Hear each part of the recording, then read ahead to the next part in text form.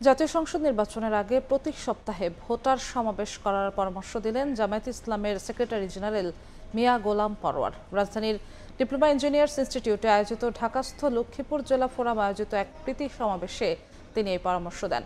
বলেন, শুধু সভা সমাবেশেই নয়, বরং সামাজিক যোগাযোগ মাধ্যমেও দাঁড়িপাল্লা প্রতীকে ভোট চেয়ে সরব থাকতে হবে। পাশাপাশি জামায়াতে ইসলামের সামাজিক কর্মকাণ্ড ছড়িয়ে দিতে কেন্দ্রভিত্তিক আইটি সেল গঠন করার নির্দেশনা দেন তিনি।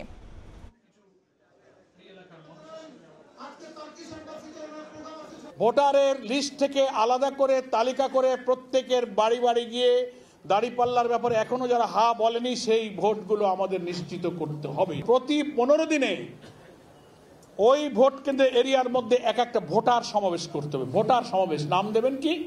ভোটার সমাবেশ। ব্যানার লাগবেন ভোটার সমাবেশ। পেছনে সব দেখেছেন, 3টা দলের শাসন দেখেছেন, শুধু একটা দলের শাসন দেখতে বাকি আছেন।